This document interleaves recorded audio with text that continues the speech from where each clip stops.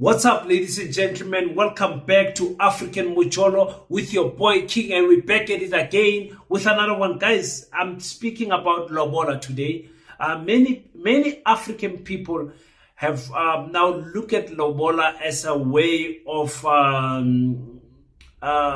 stealing money from other families. I've had crazy things that people were charging for Lobola that don't make sense. Like what on earth is this? What rubbish is this? So it has led to a point where people are exploited because of their position, exploited because of who they are, and all of those things. And other people are failing to marry because of the boundaries of Lobola.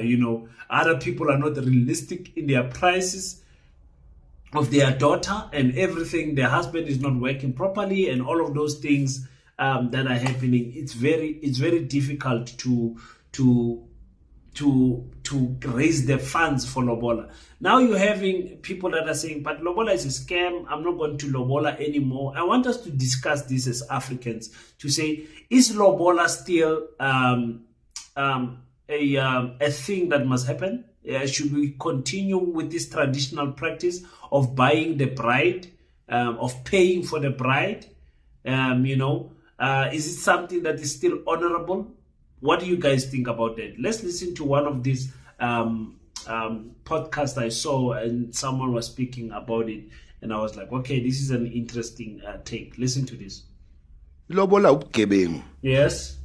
It has become upgebeng, or it was always upgebeng? It's always been upgebeng. Upgebeng is a crime. From inception was upgebeng Lobola.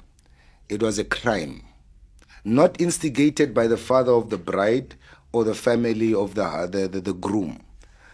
It was a native office of the Native Council theft, Theophilus Shepstein. He instituted this crime. Don't forget the Lord. He's a very important man in society. Hey, Nkosi yami usomswehu, Nkosi yami inkosi. Hawu bayede somswehu ekini. Hayi la. Inkosi yamaZulu. Inkosi yamaZulu. My apologies, by the way. Sorry for anyone who takes offense. Yeah, I'll take the cancellation. Theophilus Shepstein, he instituted this so-called Lobola nonsense, theft crime.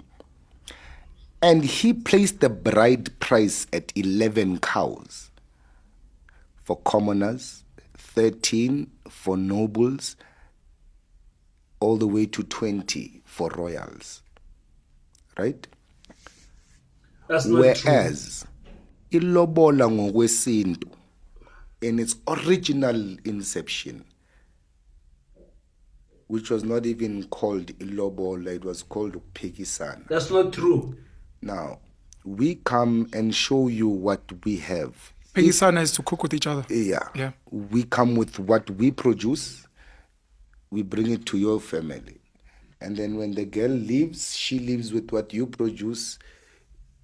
It comes back. Ilobola is one-sided now. Kanti Lobola was a two-way stream. Whatever we produce could be livestock, it could be crops, it could be we work with our hands. Works, artwork, whatever. We could even go and build for you. As a form of, this is what we produce. And there is one explanation that says Omafuza Fulele because when they left and moved villages, they took their roof with and went to settle in a different place with the same roof. There's another tradition, Gamafuza Fulele, in another family now, that says, Bona bebalobola ngokfulela. You understand? That would be such a beautiful concept of Lobola with our skills and whatever we produce as a family, as a concept. That's what Lobola was from its inception. Now the crime here, Lobola, Theophilus Shepstein. Sorry, I just also want to say, because some people get offended, depending on where you come from in this country, there's the noun ilobolo, and then there's the verb ugulobola. Yeah. And you're saying lobola, and I know some people take offense, but we are aware of some of these things. We're aware of what is still. We're using the generic meaning of the words. So now, marriages today are skating on thin ice. Like you say, I lobola this woman, ngiyomcela kibo, and if angangikwatela uzothatha into zangakithi akwenziwa lokho. That's not isintu. And this is this modern society and guys, do not find yourself as an African wanting to lose African traditional ways of doing things. Let me start there. Don't listen to such characters that want to take your mind out of cultural practices that have been there for years, for centuries. Don't listen to such things.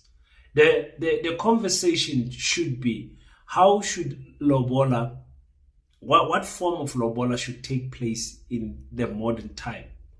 You know, I was in a wedding just last week, was in a wedding, my, what do you call it, my father's younger brother was getting married.